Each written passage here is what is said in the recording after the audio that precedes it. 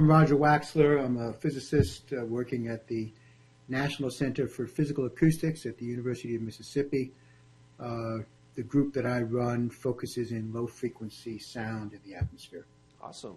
And so how did you find yourself, first of all, in this kind of realm of acoustics and physics within the atmosphere, and especially the lower frequency stuff? How did you get there? Stumbled into it, quite frankly. Bounced around, a bit of an academic gypsy for a while, ended up here, and had no idea how lucky I was. So this is one of the few places in the world that does this kind of research. I was hired to work on a different type of problem, but I drifted rapidly into this kind of work, and I consider myself very lucky to have stumbled into this. Awesome. So in general, what are sound waves, and especially in the context of an explosive? Just give me a quick, little brief description of what a sound wave is. Sound wave is a compression and refraction compression and expansion that travels through the air. Okay. And an explosion compresses a lot of air, and so produces a loud bang that propagates away from the source. Okay. And would you say it's kind of similar to what we hear with thunder when you're in a lightning storm? To me, it's not similar. Okay. And there are different mechanisms and so on. Thunder is also extended. The lightning is a longer object, and an explosion is pretty much localized to a point. Right. And it sounds different. Okay. Thunder is rumbles, and an explosion is a crack. And does sound travel at a constant speed similar to light, or are there properties that make it travel faster or slower? So the speed of sound depends on the medium it's going through, and it depends on so in air, it depends on the temperature of the air, and it depends on the wind speed of the air. Okay, cool. So it varies a bit. The average speed in the air is about, I'm afraid I think in the metric system, 340 meters per second. For example, in water, it's about 1,500 meters per second. Okay, cool. So it would travel faster through a denser medium, right? Yeah. Okay, cool. And then is the speed of sound related to the intensity at all, or are they kind of sometimes interrelated and sometimes not? The speed of sound is related to the intensity of the sound only for extremely intense signals, so that the response of the atmosphere itself to the signal plays a role. That happens with explosions very close to the explosion. Right. And so basically the answer is generally no. Cool. And then, so you obviously know the whole situation that we had, and you sent us some great insight onto that with the graphics and everything. So again, I appreciate that a whole lot. It's kind of made its way around the newsroom already, kind of to help explain what exactly happened. So was it clear enough? I mean, yeah. The thing is, you wandered into my specialty. Yeah, exactly. No. It was perfectly clear, and especially those the plots that you gave us. It just made so much sense what you sent to us, and so really. And I'm sorry, let me emphasize for the Department of Defense, this is not something that should impact what they do. There are ways to avoid this. Right. In fact, there are other areas in Utah that do demolition of materials where they take this into account. They don't blow them off if it looks like they're going to be shaking houses in Salt Lake City or something. Yeah, and in fact, I believe today they actually had more in the same exact area, but on a kind of in a different situation where we had more of a northerly or northeasterly, not as strong of a jet stream above us. So no one here had heard a peep. So that was kind of something that we got to show as a quick example to everyone, as just to how the environmental conditions can really just play a huge role. And so basically the release that we got from the Army Depot, they pretty much said, in short, today's detonations were propagated further than normal because of the increased moisture in the ground and lack of cloud cover, which amplifies the effects of the detonation. So which piece, if any, has kind of a higher regard as far as that goes, or is there something completely different that we've kind of found out?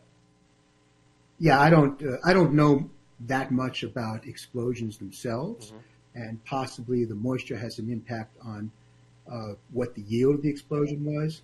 But in terms of the signal propagation, that has little to do with it. Okay, cool. And then so, which environmental conditions? I know you talked about pretty much the airspeed and the temperature.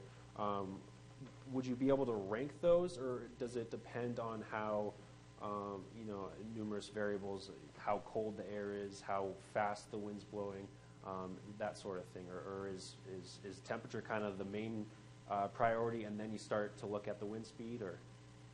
No, they're both comparable. Okay, cool. And in fact, the temperature generally pushes the sound away from the ground, and the jet stream has to be large enough to overcome that, which is typically about 30 meters per second. 30 meters. So you had about a 40 meter per second jet stream. So, and I didn't check the historical record to see how common that is in that part of the world. Okay. Awesome.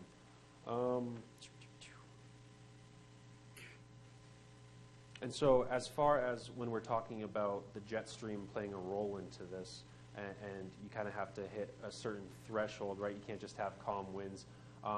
Does the direction of the jet play into this as well? Does it, push the sound, so to speak, further off into a certain direction, or is it just the placement and the intensity of the jet stream that would kind of cause the shadowings and the kind of focus points? It's very much directional. Okay. And that you can see that in that sort of 360-degree plot I sent. The sound propagates more efficiently in the direction that the wind is going. Awesome. Cool. And less efficiently in the other direction. Perfect. And then, so what is it about the lower? It seems like in the charts that you sent us, it's the lower boundary layer, so to speak, of the base of the jet that is able to refract that sound. So what is it? The turbulence? Is it just the fact that the sound wave is traveling faster up at the top than the bottom, and it kind of recurves it? It's exactly that. If you have a wave front, and if it's going fast, if it's in the wind here, it's moving faster. So it's being bent down. It's exactly what you said. Cool. Awesome.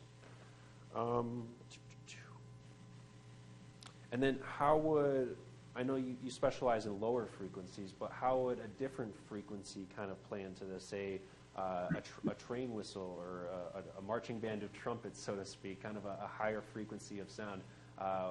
What would kind of change that situation? So the attenuation by the atmosphere gets more intense at lower frequencies. Okay. Sorry, at higher frequencies. And so it's unlikely that you'll hear, a train whistle from 60 kilometers away, 40 miles away. Okay. Whereas the lower frequencies travel more efficiently. But I should say it's the 10 hertz that shakes your house. And then,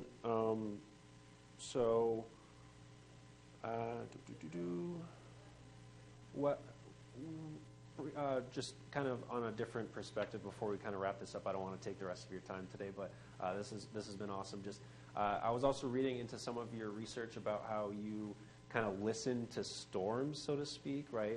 And if anyone's ever been in a tornado, they know that terrifying kind of freight train-esque house rumbling sound that everyone talks about.